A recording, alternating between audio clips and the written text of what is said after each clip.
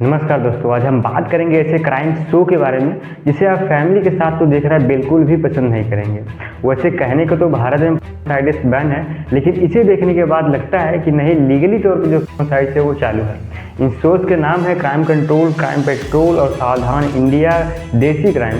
यहाँ पे आप जाके यूट्यूब पे बस सर्च करके देखना तो आपको थंबनेल में ऐसे थंबनेल दिखाए जाएंगे, और थंबनेल तो नहीं, इसके अंदर भी ऐसे सीन दिखाए जाएंगे जिसे देखने के बाद लगेगा कि नहीं, मैं क्राइम शो नहीं देख रहा हूँ बल्कि कुछ और देख रहा हूँ।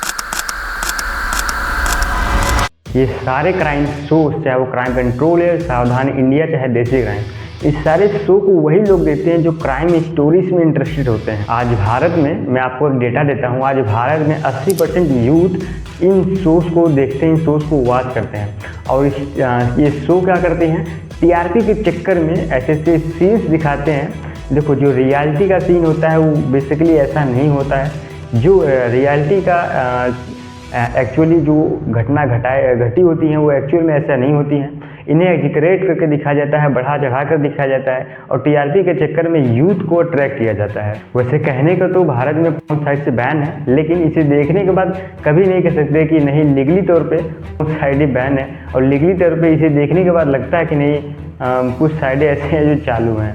इन शोज़ में मिस इन्फॉर्मेशन भर की होती हैं। जो रियल इंसिडेंट होता है उसे ड्रामाटाइज किया जाता है, और ड्रामाटाइज करने के बाद एग्जैगरेट किया जाता है, उसे बढ़ा चढ़ाकर हमें दिखाया जाता है। इन शोज़ में कई अननेसेसरी सीन्स होते हैं, जिसे हम पहले ही बता चुके हैं। टीआरपी के चक्कर में अननेसेसरी सीन्स को दिखाया जाता है, और यूथ के जो साइकोलॉजी है उसके साथ खेला जाता है। और उसके बाद इनकी साइकोलॉजी को समझिए, इसके बाद ये क्या करते हैं, यूथ को अट्रैक्ट करते हैं, और ज़्यादा व्यूअरशिप के चक्कर में ऐसे गंदे सीन्स हमें इस शोज़ में देखने को हर बार मिलते हैं। इस क्राइम शोज़ के बारे में एक रिसर्च हुई है। इस रिसर्च पेपर को आप एक बार देखिए, और इस पेपर में क्लियरली मेंशन किया गया है कि कैसे कि क्राइम शोज़ हमारे साइकोलॉजी के हिसाब से नहीं चलती हैं, हमारी साइकोलॉजी पे खेलती हैं, और उन्हें अट्रैक्ट किया जाता है।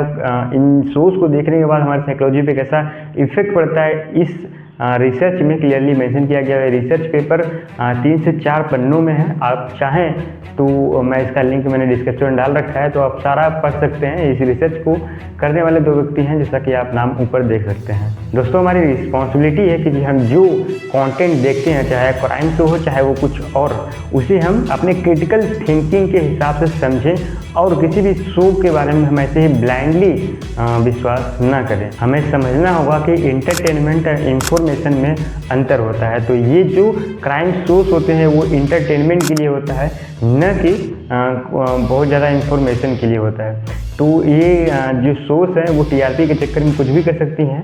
तो आप ये कोशिश करिएगा कि अपने बच्चों को, अपने बड़ों को ये देखने से रोकिएगा, क्योंकि इसे हमें देखने के बाद जितना फ़ायदा नहीं होगा उतना नुकसान तो 100% होना ही होना है। तो आशा है ये वीडियो आपको पसंद आई होगी। अगर पसंद आई होगी तो ज़रूर इस चैनल को सब्सक्राइब करें, और ऐसे ही कंटेंट को देखने के लिए इस चैनल को सब्सक्राइब, लाइक तो करना बनता ही है। तो चलिए मिलते हैं नेक्स्ट वीडियो में, तब तक के लिए जय हिंद, जय भारत।